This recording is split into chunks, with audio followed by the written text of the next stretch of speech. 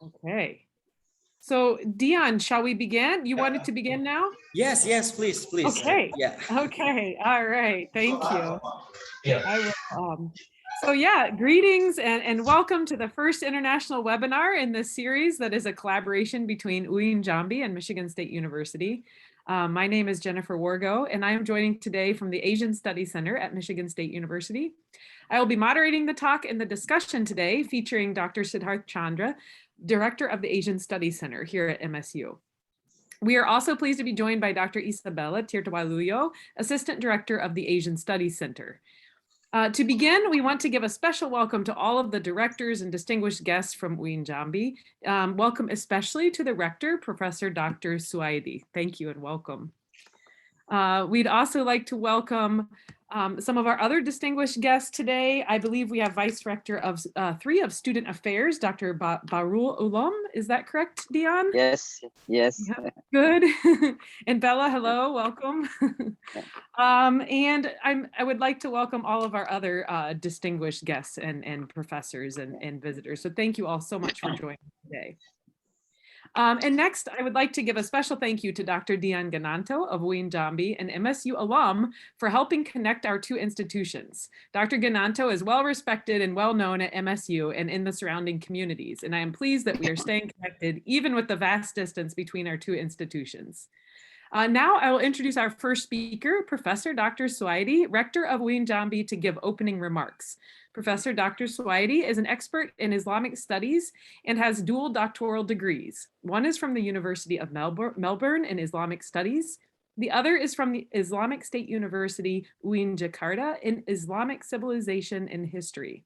He also has a master's in Islamic studies from McGill University and a bachelor's from UIN Jambi in religious studies. Thank you so much for joining us, Professor Dr. Suaidi, and we welcome your opening speech. Thank you. Thank you. Assalamualaikum warahmatullahi wabarakatuh. Good morning, everyone. Good evening there in the United States, Michigan State University. Yeah. First of all, I would like to mention some names who are with us right now. First of all, of course, Professor Siddarth Chandra, Professor Jennifer, and Professor Isabella Tirtawaluyo. And also together with us this morning, we have Dr. Rofi Koperawati, Vice Rector 1, who deals with academic and institution development. And we have also here Dr. Asan Isma, who deals with financing and budgeting and all of stuff relating to that. And we have Vice Rector 3, Bahrul Ulum, who deals with student affairs and national and international collaboration. And also good morning to everyone, all the participants from both Indonesian within State Islamic University, Sultan Toha Jambi, and also from Michigan State University. This is a very big things happen here this morning, particularly from the Jambi side, Jambi Sultan Toha State Islamic University, Jambi. And this is one of the dreams that I have been dreaming, to have collaboration with great universities from Western countries. And thank you very much to Dian Ginanto, who has played a very good role in order to connect us, to connect between States Islamic University Jambi and Michigan State University. And usually, Professor Chandra, we start from signing MOU, and then sometimes we don't follow up with any programs. Now this morning, we are learning things that change the way we do things. And thank you very much.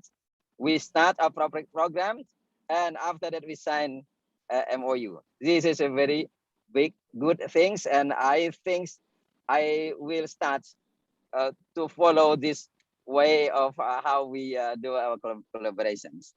And particularly this morning, I would like to thank to Professor Siddarth Chandra, who's going to talk about pandemic what in the last few years, and this is a very a good opportunity for us to look at the real life, like which is different, a little bit different what my university has been doing.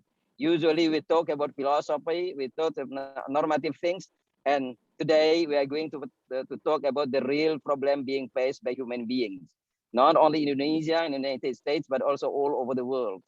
And it changed the way we do things.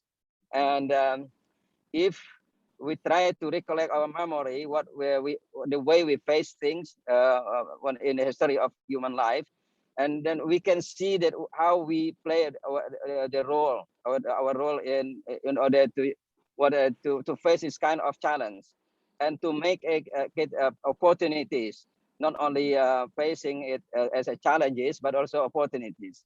And today, I would like to invite those all participants to listen to Siddarth Chandra talks and raise questions, and we start discussing things, and we can also see the possibilities of having research and future studies of this, and looking forward to the particular research relating to these issues.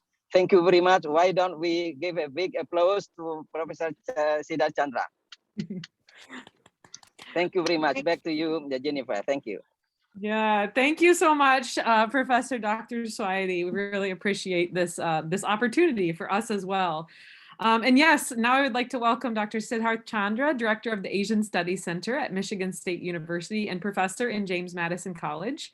Professor Chandra received his PhD in economics from Cornell University and a master's degree from the University of Chicago, also in economics. His bachelor's with honors is in economics from Brandeis University. In addition to pandemics, Dr. Chandra's research interests include behavior and policy relating to addictive substances, the intersection of economics, health, and history in Asia, and applications of portfolio theory to fields outside of finance. In recent years, Dr. Chandra has become a world-renowned scholar on the 1918 flu pandemic and its global impact. Today, he will present his research on the 1918 flu pandemic in Indonesia and what we can learn from it in the current pandemic. His talk is titled Mortality from the Influenza Pandemic in Indonesia. Welcome, Dr. Chandra. Thank you. Thank you, terima kasih, Bu Jennifer, for that very kind introduction. Also to Professor Dr. Swaidi, Rector of UIN Jambi, for your very kind invitation and also introduction to today's program. Also to the Vice Rectors and Department Chairs that you very kindly introduced this morning, Rector, and of course to our longtime friend and former graduate of MSU, Dion Ginanto. What I'm going to do today is I've been studying pandemics now for over 10 years.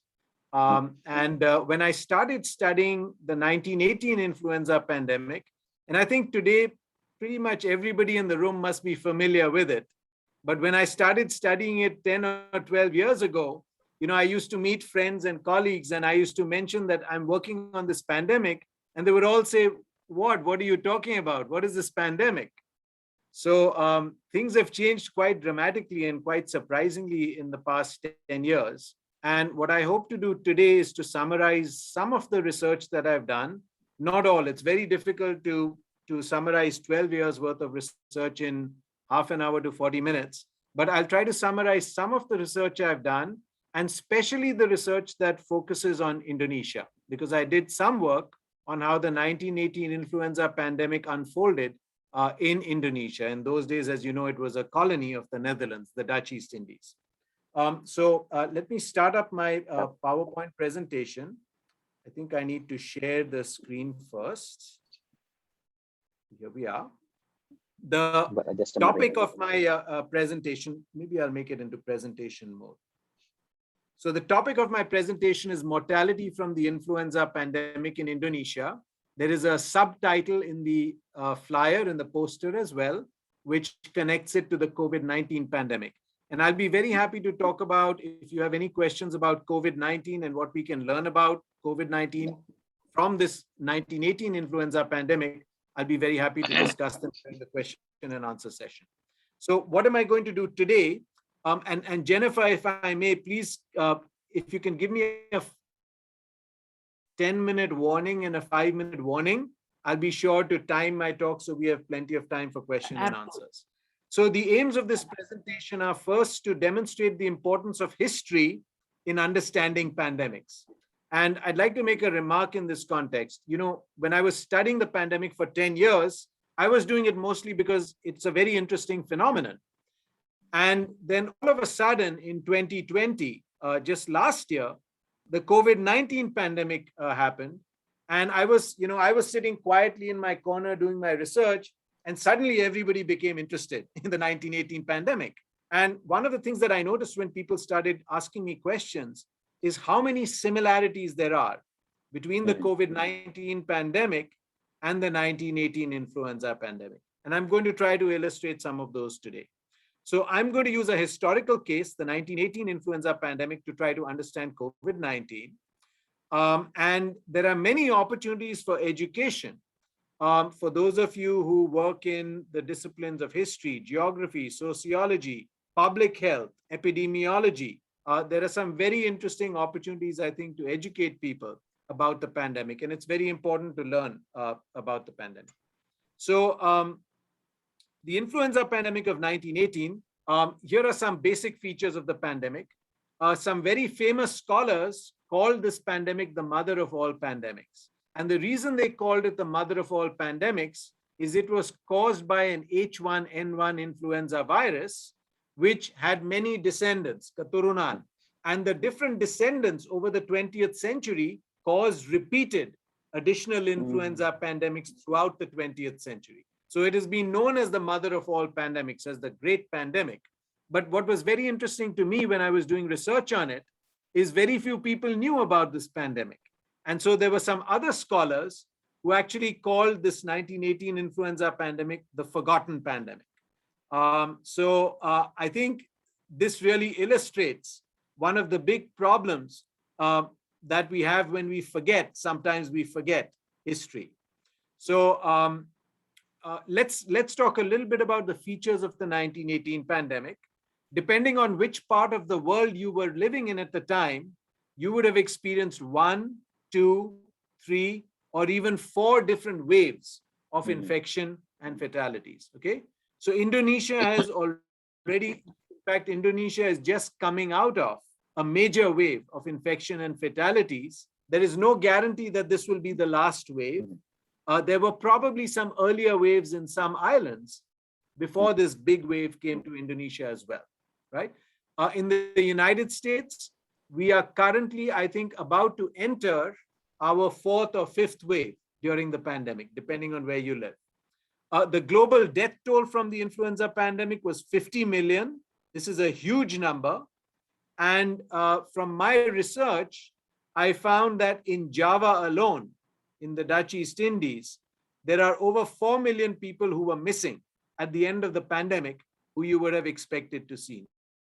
When you look at the census data from before, census penduduk, from before and after the pandemic, you see that there are about 4 million people who are unaccounted for. Now, this is not just the people who died. Remember, in a pandemic, sometimes the behavior of people in relation to having babies also changes. You have probably seen this in the media in Indonesia. We're seeing it in the United States. People are having fewer babies. So that also affects the loss of the population during a pandemic. So here are some themes I think that are interesting about the 1918 pandemic. The first is the colonial context. In Indonesia, which was a colony at the time, the state of health administration was very poor. I think health administration in Indonesia became much better after independence when the government started investing very heavily in the health infrastructure. But in the Dutch East Indies, it was very poor. Society was stratified. So if you look at the censuses of Indonesia in 1920 or 1930, you'll see that they actually calculated the number of people based on a racial classification. And the racial classification had the Europeans at the top, and it had the what they call inlanders, or people, ethnic Indonesians, maybe Bumiputra is another term. They had them at the bottom of the racial stratification. And the outcomes for Europeans in Indonesia were much better than the outcomes for Indonesians.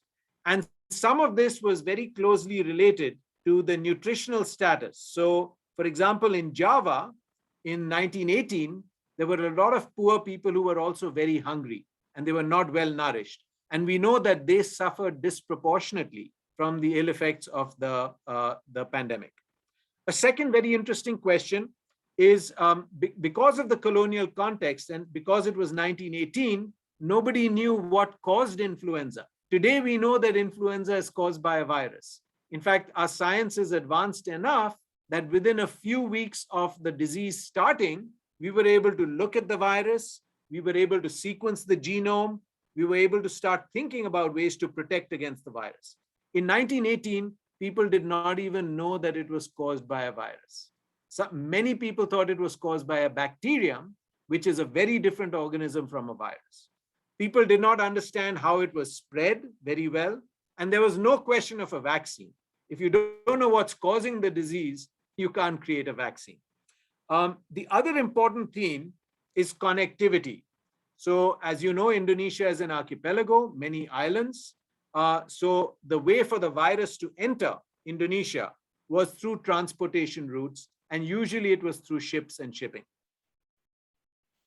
So let me give you one illustration about some of the disparities and some of the differences in the impacts of the 1918 influenza in Indonesia compared to Amsterdam in the Netherlands.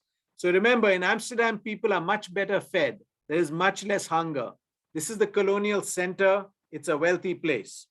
So what you see for Amsterdam, when you look at the statistics, if you look at the total mortality and if you look at the mortality rate, so this is the number of people out of every 1,000 people who are dying from the pandemic.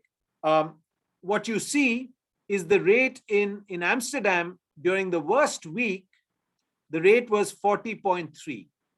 If you look at Magelang, so we have some information. There was a Dutch health officer, his name was P.B. van Steenis. He actually wrote a report which was published in the Medical Journal of the Dutch East Indies, in which he compared Amsterdam with Magelang.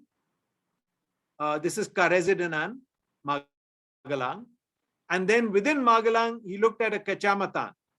And if you look at the rates, they are much worse in Java than they are in Amsterdam. And some of this had to do with the nutritional status of people in Java. So this is one observation. There are a lot of disparities in outcomes across the world. And unfortunately, Indonesia and India, which is the country where I grew up, they did really badly during the 1918 pandemic because they were colonies and people were not well fed. If you think about the entry point of the influenza into Indonesia, we know that probably the first place to be affected was Sumatra Utara. And the reason was Sumatra Utara, as you know, is on the western side of the Strait of Malacca. And of course, Malaysia, which was then a British colony, is on the eastern side. And Malaysia had very frequent shipping with Britain and the British Commonwealth, all the British colonies in the region. And we believe that the virus came to Indonesia first from Malaysia. It came across the strait into Sumatra Utara and started a major epidemic in Sumatra Utara.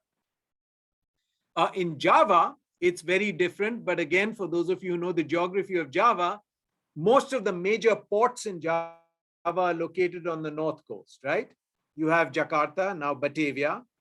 You have Surabaya on the eastern side. You have Semarang. These are all major port cities. And these were all connected to the global trading system. So these were really the areas where the disease entered Indonesia. So I'll show you, these are maps that we have not yet published, but I presented these a long time ago at a conference. We actually took some data from the health reports of the Dutch East Indies, and we tried to figure out where the disease peaked first in the island of Java. And what you see is in October 1918, Batavia or Jakarta starts to peak. So whenever you see a red or an orange or a yellow or a brown color, it means that Kecamatan is going through a peak, right? So here you see Jakarta and the Semarang area, also areas near Japara and Rembang, they are experiencing peaks. A month later, you can see that it has spread out from Jakarta. It has gone to Bandung. From the Semarang area, it has moved to Surabaya, which is also a major port, as you know. And it has started moving in the direction of Yogyakarta, right? From both sides. Also, it's moved down Jawa Timur over here. And then about a month later, it starts going to the more remote parts of Java. For those of you who know the geography of Java, the southern part of Java is much more remote. It's much more difficult countryside. There are not many roads, not many people, a lot of forests, a lot of rocks. And also in Jawa Tengah, the Ding Plateau area and the volcanoes around it are more remote than some of the major urban areas like Yogyakarta, Semarang, Surabaya, Bandung, and Jakarta, right? And then finally, the last areas to get affected are some of the most remote areas. So here you see Pacitan, you see Cilacap. These are all areas on the southern coast of Java. Okay. So there are some very interesting questions that relate to COVID-19 here. Has the pandemic, in the case of Indonesia, we know that poor people suffered much more than wealthy people, right? And in those days, it was actually racially categorized. We can ask similar questions about Indonesia today with COVID-19. Has it affected different people differently? Has nutrition played an outcome in COVID-19? Has nutrition played a role in COVID-19 outcomes? How does this compare with the 1918 pandemic? How has the presence of a vaccine changed the ways in which we manage pandemics? What role has connectivity played in the current pandemic? I am raising these questions because these questions have not yet been fully answered in the context of Indonesia. And for those of you who might be interested in these topics, there are some very good opportunities for research in this area in Indonesia. So a second question is the question of locations. Did the 1918 influenza enter through particular locations? Did it follow transportation routes? What are the factors with which the spread pattern of influenza was associated? So I already showed you the map of Java, and we see that it enters through ports. But what happens inside when you're inland in Java? So let's take that study of Magelang, which was written by the health officer. He wrote a very nice report. And what I did with his report is I converted it into a series of maps because he was talking about all the towns and desas where he was observing the pandemic week by week over time. So we've created a series of maps to show the spread of the pandemic. And the story that he tells, for those of you who know the geography of Magelang, there's a road coming up. This is the road that comes up from Jakarta, from Yogyakarta up to Magelang. And this is, of course, the city of Magelang. Over here, you have the road to Semarang. Over here, you have the road to Purworejo. And if you go this way, you end up in Temanggung. And if you keep going, you end up in Pekalongan and up on the northern coast of Java, right? So if you think about what happened in Magelang, he reports that first the pandemic came to Yogyakarta, which was in the south. And it caused a lot of disruption in the food markets. And there was a scarcity of food. And so people from Yogyakarta started coming up the road to Muntilan, which is near Magelang, and close to Magelang. And when they came, they brought the infection with them. Okay. And where did they go? They went to the local pasars. And so when people from Magelang came to the pasars, they picked up the disease and the disease spread. So the main lesson here is that the movement of the pandemic in 1918 happened along major roads, and the pasars were probably the most important places where the spread occurred. So if you look at what Mr. Van Steenis is saying, he actually says the outbreak usually starts close to the large markets, to the pasars, and develops around them. And the reason is quite simple. We know this today for a fact, that if you have crowds of people coming together, you're going to have super spreader events. And what he's basically talking about is many super spreader events in Magelang. So what I want to show you now is a series of maps. We converted his text into maps showing the different locations in which he observed the pandemic. Okay. So what's going to happen is as I move through these maps, some of these dots will change color. They will become red. And when they become red, it means that the pandemic has arrived there, right? So let's go to the week of October 11 to 17, right? You see that over here. And what you see is Magelang and Muntilan, there are now infections. This is the week of October 11 to 17. The following week, it spreads to some of the villages near the road. Remember, these are very short distances. This is only 3 miles, right? So now it's gone to Luar, Mandut, Kayoran, and other areas. The next week, when the circle becomes big, it means that the area has become a spread source. There's a major spread happening from the area. So Magelang and Muntilan are among the first. The Pasar in Luar becomes an important spread area. And now it has moved from the road from Jogja, it has started going down towards Purwo Rejo as well, right? And if you keep playing this map forward, now it is spread out into the mountainous areas around the main road. And then finally, in the last week, you observe that the most remote areas have become infected, right?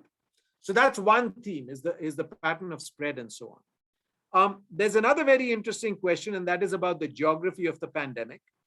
And there are some very interesting historical documents. We have actually translated them and we are going to publish them soon. So what were some of the responses of the Dutch East Indies government to the influenza pandemic in Indonesia? Well, one of the things they did is they passed a law in 1920 called the Influenza Ordonancy, or the Influenza Ordinance.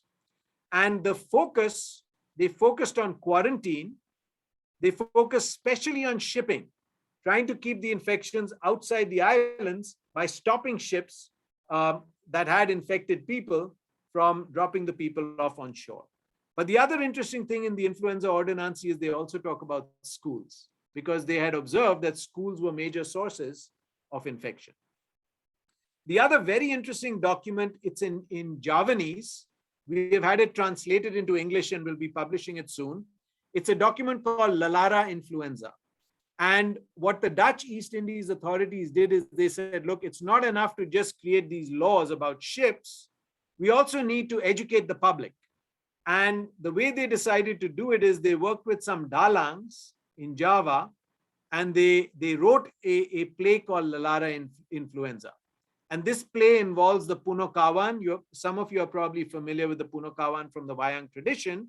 And they used it as an educational tool to educate people about what to do and what not to do when there is a pandemic going around. It's a very interesting book. And while I'm on this subject, I should mention to everybody here, and if Bapa Rector and your colleagues are interested, we can send you a flyer. There is a dalang in Solo, a famous dalang, Paki Purbo Asmoro. He will be doing a performance online of Lalara Influenza based on the translations. We will be recording it, and we will be also transcribing it into English, because a lot of people outside Java don't understand Javanese. So there will be English subtitles on it as well. So if you don't mind, we'll send you a flyer, and please spread the word and welcome people to view it. It's a very interesting historical account of the 1918 pandemic in Indonesia. So there are many questions here in terms of geography that you can ask about COVID-19. Did it enter through Indonesia through particular locations? Did it follow transportation routes? And if so, which ones? What are the factors with which the spread pattern of COVID-19 is associated? And what measures are being taken to manage the current pandemic? And how do they compare with measures that the Dutch East Indies authorities took in 1918? A third interesting theme is demographic features of the 1918 pandemic. And this is an area in which I've done a lot of research. And some of the interesting questions are, what is the impact on specific age groups? So are there people of particular ages who are more affected than others? What are the impacts on gender? Are men and women affected differently? And what are the effects on families? When you have mass mortality, how does it affect families? The very interesting and sad story about the 1918 pandemic, and this makes it very different from COVID-19, is these are distributions of ages. So these are people aged 10, 20, 30, 40, 50 years old. And this graph shows you the number of deaths. So this is for the year 1920. We have a similar graph for the year 1918. And in both cases, what you see is that the worst affected age groups are people between the ages of 20 and 40 years. Okay. Now this is the 1918 influenza. This is very different from COVID-19, right? If you've been following what is happening in COVID-19, it is the most, it has the worst effects on people who are much older, who are 65 years old and more, right? And when you have mass mortality among people who are 65 years and older, the social and economic effects are very different from the effects of mass mortality on people who are ages 20 to 40, right? People who are 20 to 40 years old often have young children. They are often economically active and earning income and feeding families in a way that perhaps people who are 65 or 70 years old may not be doing. And so they're very different effects. And this makes for some very interesting research as well. So let me show you what happens. So these graphs are for the state of Michigan, where Bella and Jennifer and I live and where we are zooming in from. But just so you know, we saw a very similar age pattern in Java. There is a relatively high, there is a bump in the percentage of people in these age groups, 20 to 40, who are dying. It's much higher than people in some of these older age categories or younger age categories, right? So we see the same age impact. But the other thing I want to emphasize here is that if you look at men versus women, okay, at least in Magelang, what we can see is that women, you compare the percentage for men, 9 and 10%. If you look at women in the categories age 20 to 40, the percentages are much higher than the percentages for men, okay? And there was a reason for this. So one of it may be that women were less well nourished than men. It's quite possible that, you know, in some families, boys or women were, or men were getting, you know, better nutrition than women. But one of the main reasons was if you were a pregnant woman and you were giving birth to a baby at the time, it was a very, very dangerous time to be having children, okay? We have seen in the case of the United States, so in 1920, there was a big wave of influenza in the United States. And what we see in the 1920 wave is you have many more premature babies being born. They're born premature, and many more of them are dying in 1920 when we had the pandemic compared to 1917. Okay, there are many more stillbirths. So these are babies who are being born dead in 1920 in February when there was a peak in the pandemic compared to 1917. There are many more childbirth associated deaths. So women who are dying while they are giving birth to children, much higher during the pandemic than before the pandemic.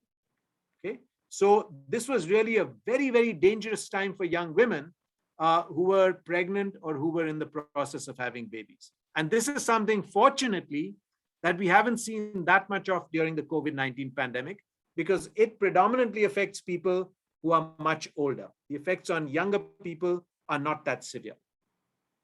Here is another very interesting phenomenon, and this is something I think people in Indonesia should also be studying. So these are graphs for different states in the United States: New York, Pennsylvania, Massachusetts, Maryland, right? The red line shows the number of excess deaths. And what we see is in October 1918, there was a big peak in deaths in all of these states. Okay, we studied 18 states, and in all of them we found this peak. Okay, so the red line, when you see a peak, it means there are a lot of people dying. It's a wave of infection and fatalities. The blue line is showing excess births or deficit in births, fewer births than you expect. And one of the very interesting things we find is when you see a peak in deaths, about 9 months later, you see a big dip in births. And we see it in all the states of the United States for which we have data, okay? And the distance is 9 months, okay? Now, what does this mean? This means one of two things. It could be a biological issue. It could be a behavioral issue, right? But whatever's happening is the phenomenon is what we call a failure to conceive. People are not procreating during the worst time of the pandemic. And 9 months later, we see that impact. And this has a long-term impact on the population of the United States as well, right? So this is a question that today a lot of people are asking again about COVID-19. And in the United States, there is a lot of concern that there is a baby bust. The number of babies being born has just fallen dramatically since the COVID-19 pandemic started. Very interesting phenomenon, long-term effects for the economy, for the population, for welfare, for employment, for a whole bunch of different factors. So here's a third theme then. The theme is, has the COVID-19 pandemic affected different demographic groups differently by age? Siddarth, 10-minute mark. Sorry to interrupt. Perfect, thank you. And what are the effects on families, right? These are very interesting questions you can ask. Indonesia is the 4th biggest country in the world in terms of population. It's a very important country demographically. I think people would be very interested in learning about what you can observe among the Indonesian population as a result of the pandemic. So let me go to the 4th issue now. These are public health lessons from the 1918 pandemic. And I think what I'm going to do is I'm actually going to skip the epidemiology bit. There's a little bit of epidemiologic modeling that I usually explain, but since we don't have time, I won't explain it. Let me go straight to what happens in Michigan. So this is the state of Michigan where Bella, Jennifer, and I live. And what I'm showing you in this graph is what happened in 1918. So these are waves of the pandemic, of excess fatalities, excess mortality between 1918 and 1920. And what we see is in early 1918, we have a wave. The wave goes away and everybody says, okay, you know, that was really bad, but it's over.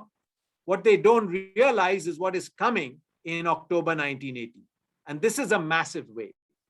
And when this wave happens, the governor of the state of Michigan says, we need to ban gatherings in public places, okay? So it's just like a lockdown. He imposes a lockdown. He imposes a lockdown in the 3rd week of October, about this time. And what happens to the wave?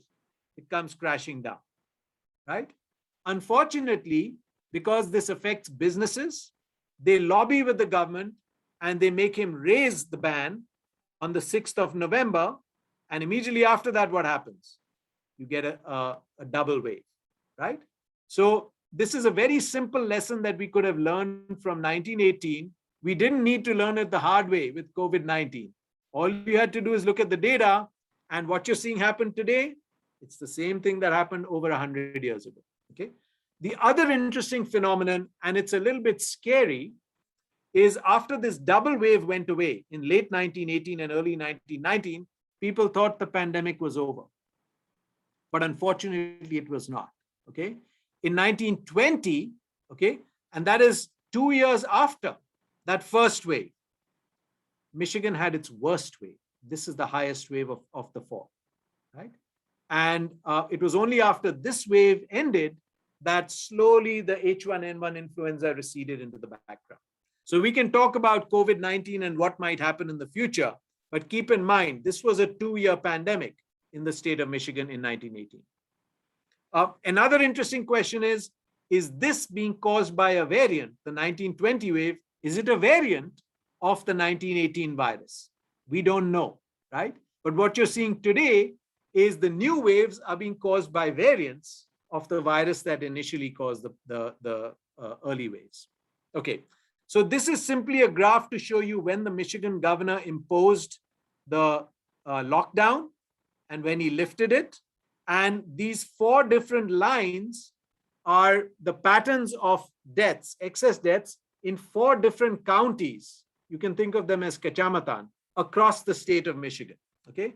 So the Brown County is, it's the county where Detroit, the city of Detroit is located. This is a very large city. It's on the eastern side of Michigan. The Red County is where Ann Arbor is located. This is the location of another major university in Michigan. It's the University of Michigan. The red line is also on the eastern side of Michigan, okay? Now, the first counties to be affected in Michigan were on the eastern side of Michigan. So when this lockdown was imposed, these 2 counties had already had most of the infections. So when the governor imposed the lockdown, the infections went down. And when he lifted the lockdown, the infections stayed low because the epidemic was done in these counties. But in the county in central Michigan, Ingham County, where we live at Michigan State University, we had a wave, it's this brown wave here.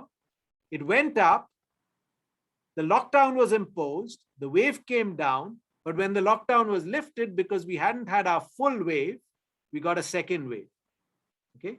And then on the western side of the state, the pandemic had hardly begun when the lockdown was imposed. So when it was lifted, then they had the pandemic, okay? So this is a very interesting lesson. If you take one policy and impose it in the same way across a very large geography, you're going to get very different outcomes because these diseases spread gradually over space. And so we need to calibrate our lockdowns. We need to calibrate our policies according to local conditions. That's the real lesson from this graph. In 1920, it was very different. The wave came at the same time across all the counties. They had very little time to respond. So this actually suggests to me that this was a very contagious strain of the virus, okay? And maybe it was a variant like the Delta variant, which spread much more rapidly across the entire geography of Michigan. We don't know, but it's interesting to think about the parallel with COVID-19, okay? And then finally, Jennifer, how much time do we have? 0 minutes? 5 minutes. Okay, 5 minutes.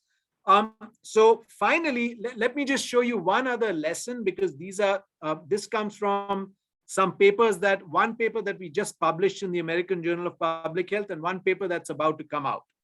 So what's very interesting is we know that in 1918, there was a signature age distribution of deaths. So people between 20 and 40 years of age, disproportionate numbers of them were dying, right?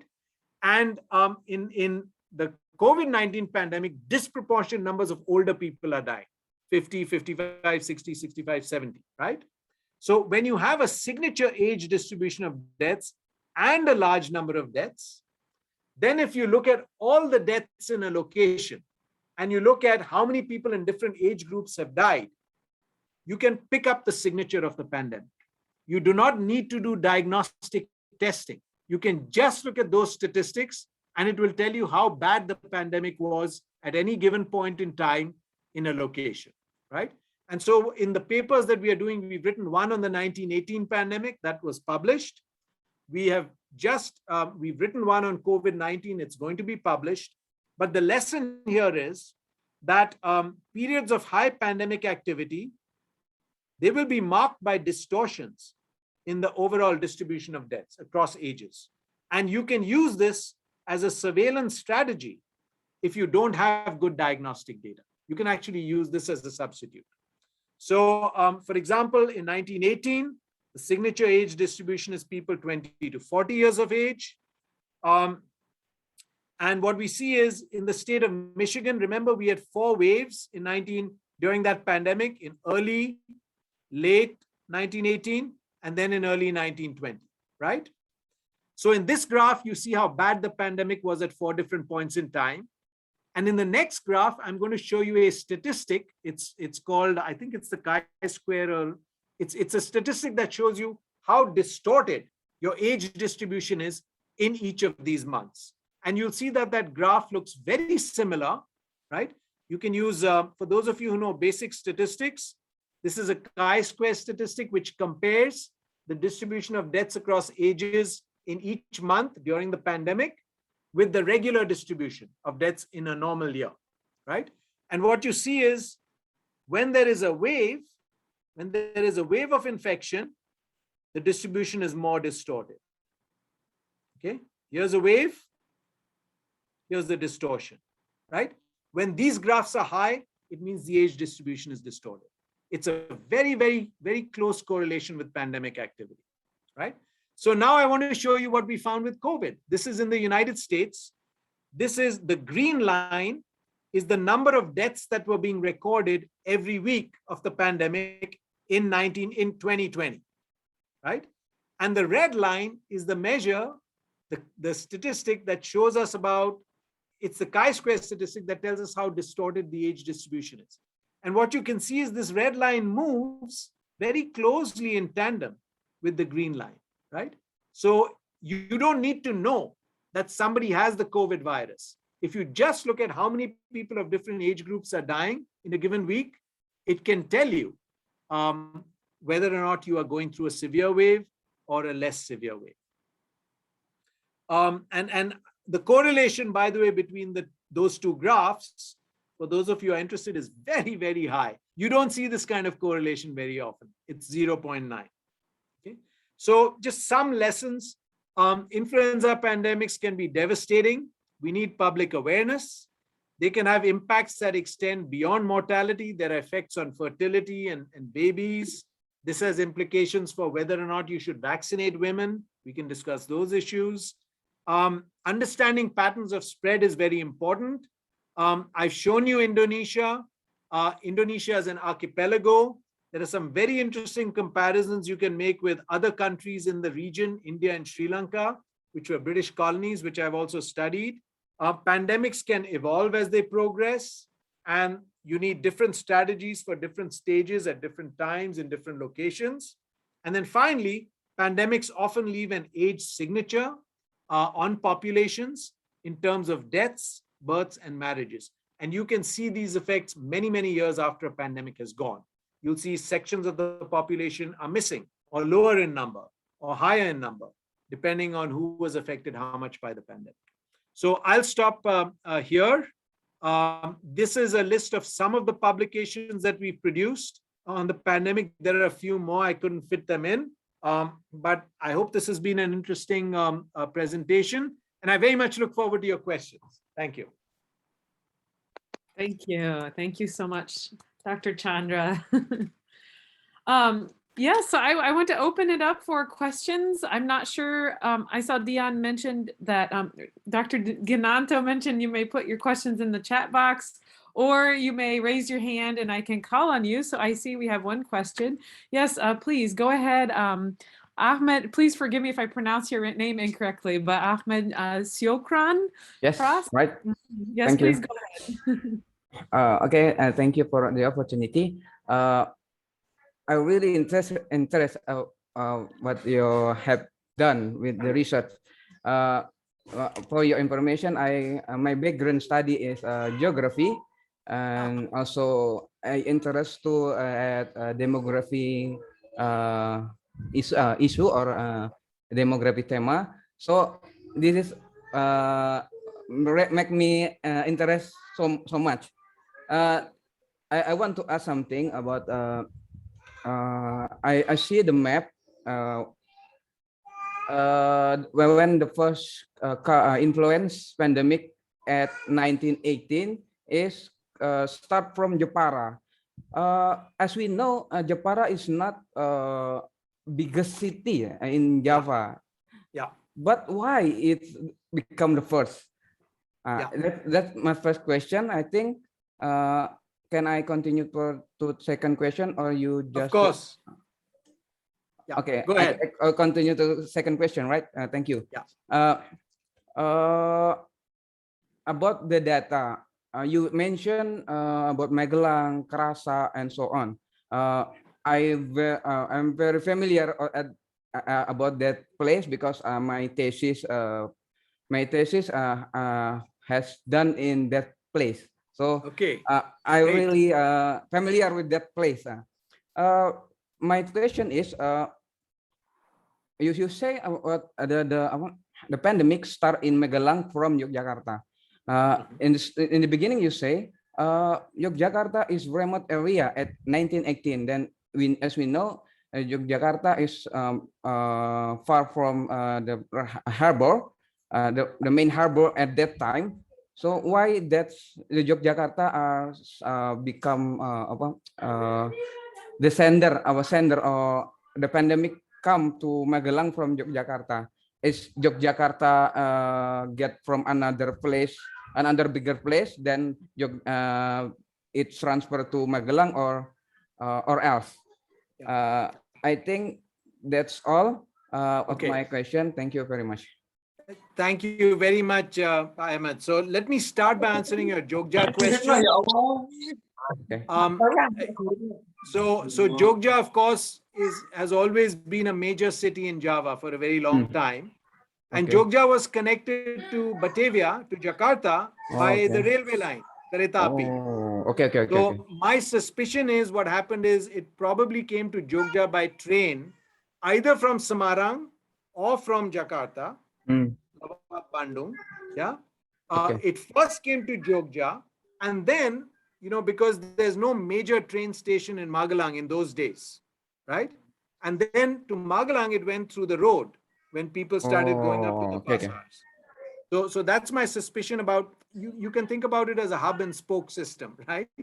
Just as when people want to travel, sometimes they go from one hub to another hub, and then they take a spoke to a smaller place near the hub, right? The virus, I think, traveled in the same manner to Magelang, Okay. via the road from Muntilan up to Magelang. So that's answer Okay. one. But your Okay, thank question you. about Japara is a very good question. Okay. So I should mention that the data that we used are monthly data on deaths. And so, we got them from the reports of the civil medical service in Indonesia.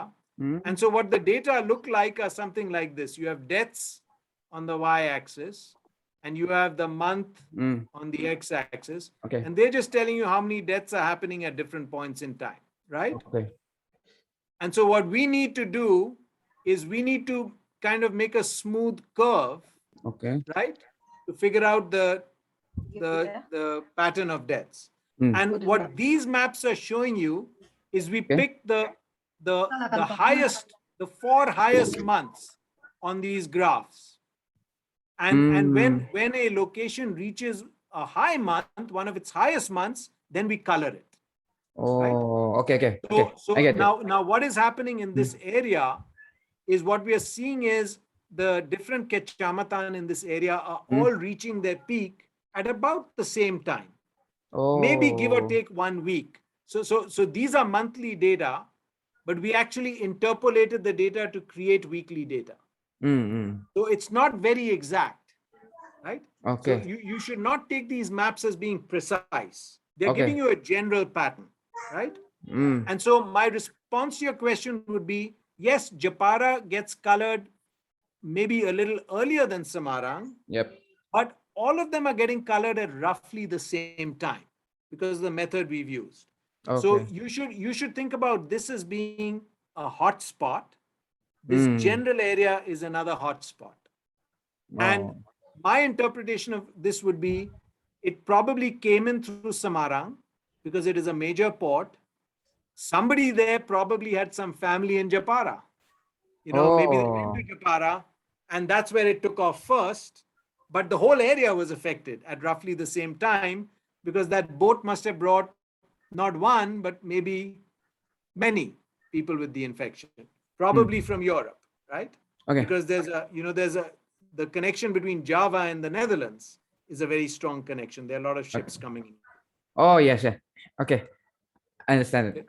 Okay. Yeah, thank you. Those are both very good questions. And I'm really delighted that you're interested in geography and demography. It's a very interesting combination. Thank you very much. Thank you. Thank you so much, Pak Ahmad. And we have a few questions in the chat box and then another hand. Maybe we'll take one from the chat box and then go to the raised hand. MHA says, did the 1918 pandemic affect international travel, such as Haji? In 1920s and 1930s, based on data, the percentage of pilgrims, Haji, from the Jambi to Mecca was among the highest from Indonesia. And then they have later some numbers according to the census. So this is one of the joys of doing a presentation like this, because you get questions that you did not think about, but that are very important questions, and somebody needs to do research on. So MHA, you need to answer that question. Take a look at the data. It's a very important question. Remember Saudi Arabia, right? Now, during the COVID pandemic, has put major restrictions on the Hajj, right? So I think there's some very interesting comparisons you can make between COVID-19 and the 1918 pandemic as well. And maybe the comparison can be, how did Indonesians negotiate or deal with the Hajj during the 1918 pandemic compared to COVID-19? So please ask that question and write about it. I'm sorry, I don't have an answer though yet. Thank you, Dr. Chandra. Maybe we'll take the raised hand next. TBI Iko Gusmianto. Jennifer, can I make one other comment? Yes. So to the person who asked the question about the Hajj, I think that the Dutch authorities were keeping data on the Hajj as well. Yeah. So it is probably possible for you to get statistical data to answer this question. And probably the first place I would start is the colonial verslag, the colonial reports, which are very detailed reports that the Dutch published every year, including 1918, 1919, and 1920. Maybe they talk about the Hajj in there and the impact of the pandemic on the Hajj from Indonesia. Sorry, go ahead, Jennifer.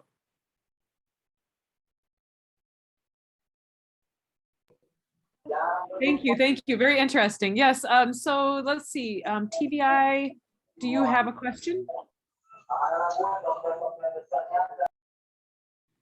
Maybe we'll go to the, I think they're muted. Maybe we'll go to the chat box. We have another question from Ali Muzakir.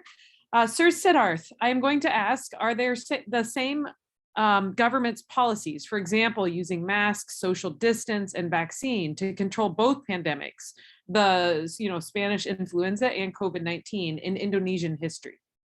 Yeah. So I mentioned earlier, vaccines, no, right? Because they didn't have the technology. They didn't even know what was causing the influenza, right? So we know that. Now, they came up with many interesting types of jamu. There are reports of, creating different types of jamu to deal with the pandemic. In fact, I think maybe even in Larara influenza, there's some talk of some types of jamu, eating and drinking certain types of things to help fight the virus. In terms of masking, I've seen some photographs of people wearing masks, but not many. I don't think it was widespread. There were some beliefs that people had. So one important belief was spitting, that it was not a good idea to be spitting from your mouth during the pandemic, because maybe that could help spread it.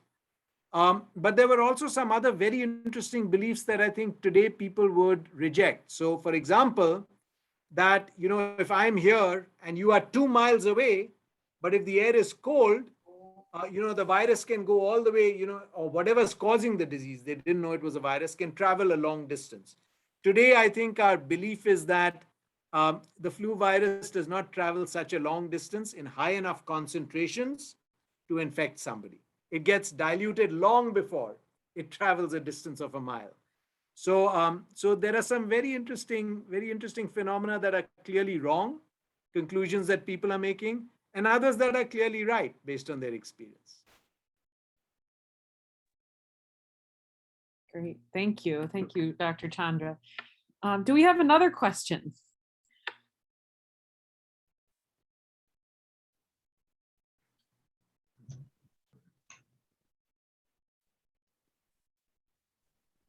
I think TBI Iko Agus Mianto has a hand up, no? Yes, although I'm not sure they are going to unmute. Okay.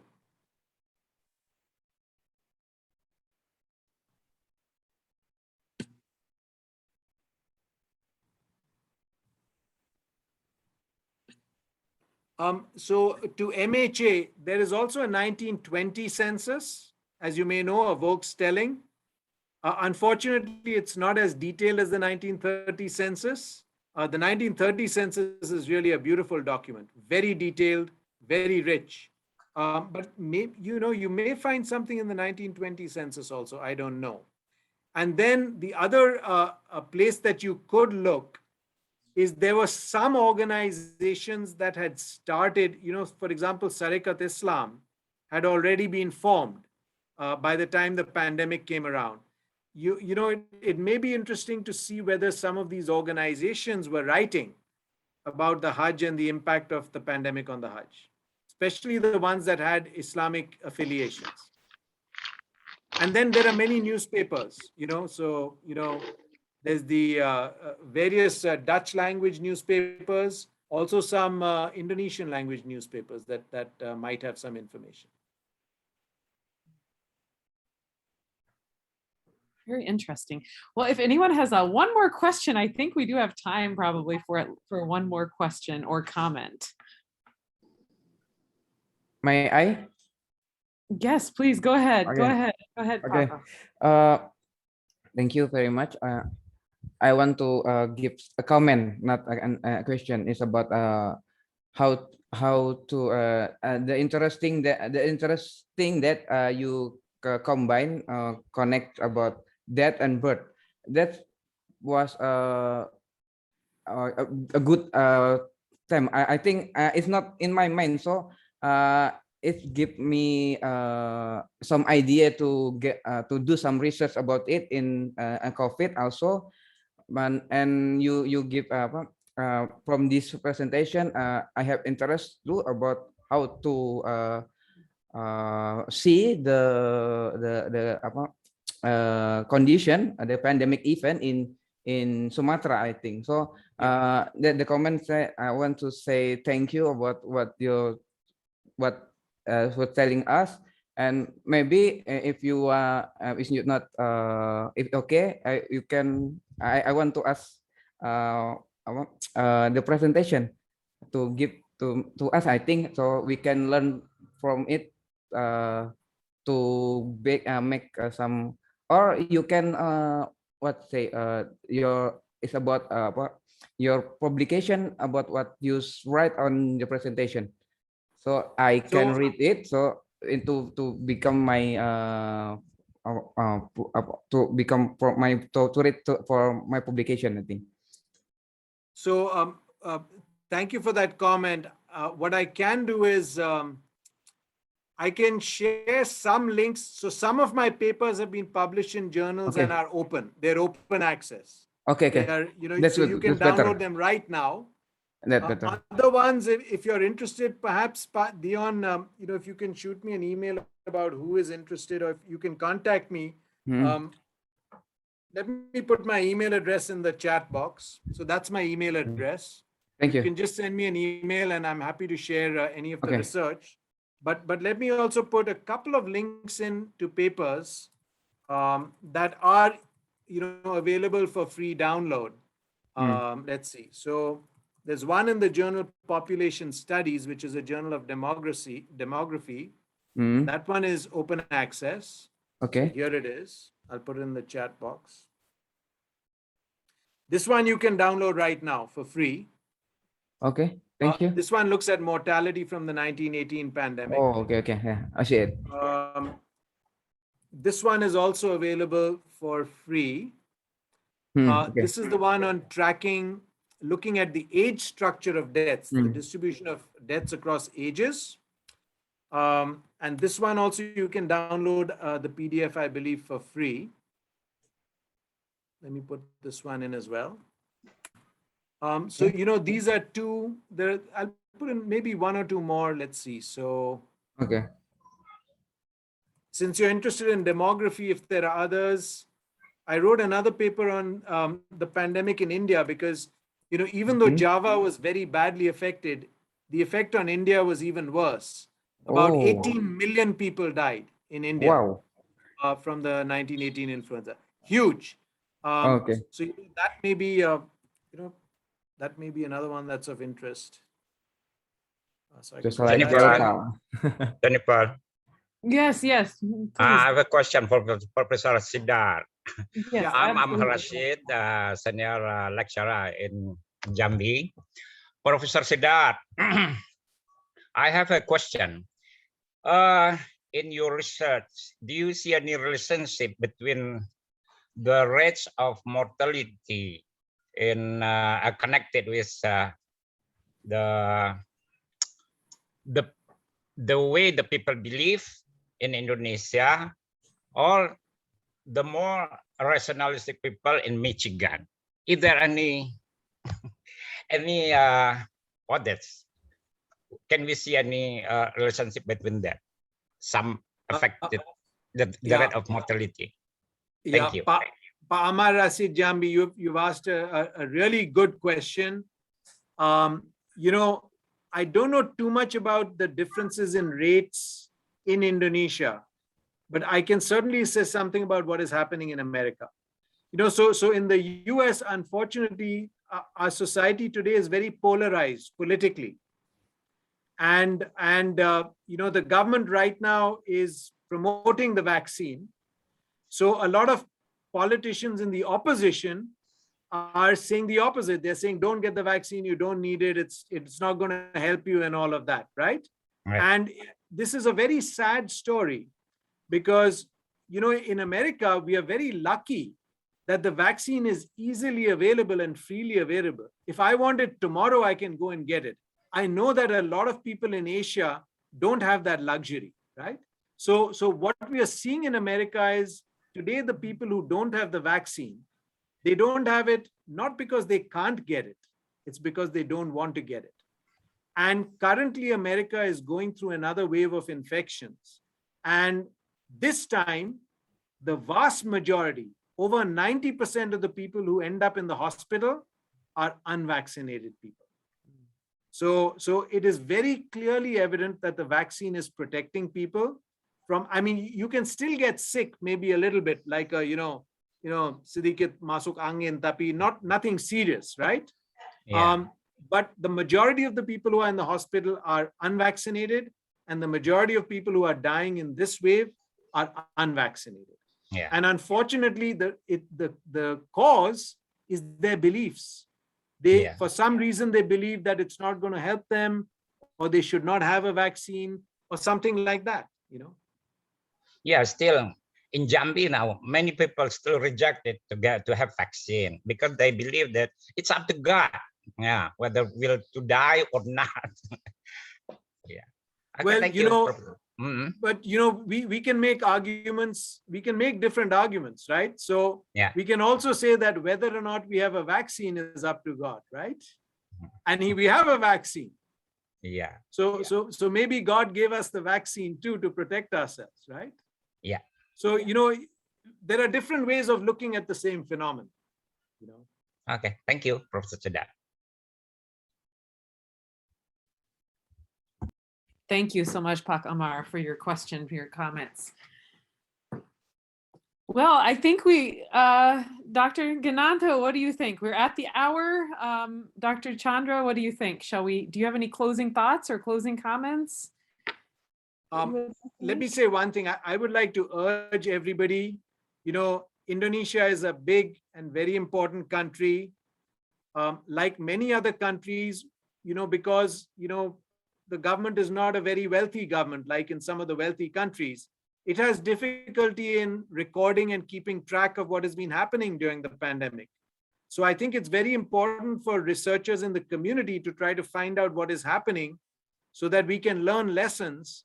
So the next time there's a pandemic, we can do better, So, anybody who's interested in doing research on the pandemic, please do it. You want to study the effects on the Hajj, you want to look at, differences between men and women, poor people, wealthy people, whatever it is, anything, you should record it, because once the pandemic goes away, the chance to record what's happening is going to go away.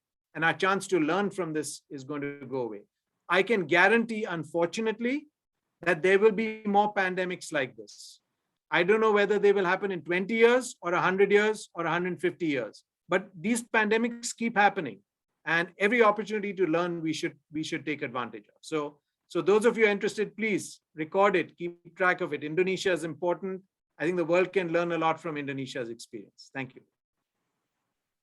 Thank you so much, Dr. Chandra and Dr. Gananto, for this opportunity, and also for Professor Dr. Suwaidi for allowing us to come together this morning and this evening for us. So we really appreciate the opportunity. So and it's been wonderful to learn with you today. Dian, do you have anything you'd like to add? This is good. No, I just want to comment on you on Pak Siddarth Chandra, sir, and your background of bamboo. Make it, like sounds like Asia. So it sounds like you are not in the US. You are in, like in the room where it is somewhere in Indonesia. So, well, thank you so much. It's already late at night in Michigan, and thank you so much for your willingness to share very important information for us, and we're really grateful having you among us here this morning. So thank you so much, Pak Siddarth and Jennifer, and also Ibu Bella, Bu Dr. Bella Tirtawalyo. Thank you so much. Thank you. Thank you.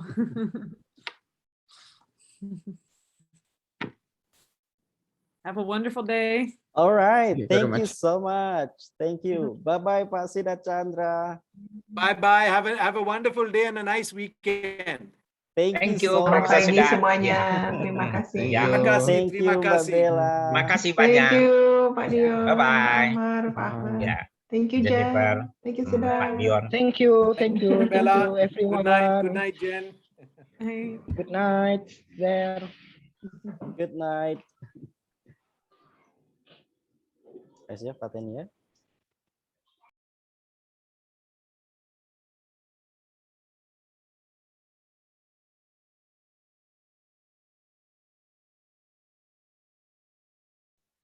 Yang belum absen, Bapak Ibu silakan absen Pak Dion. di link chat.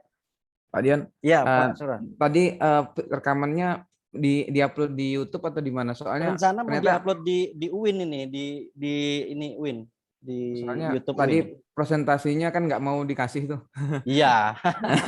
Karena memang belum dipublish sama beliau. Jadi belum publish. makanya ya saya paham lah. Tapi kan ada beberapa poin penting tadi di situ. Jadi Ya. mungkin kalau misalnya bisa dipublish di UIN kan saya bisa Ya. belajar. Ya, Siap. Mas. Ye.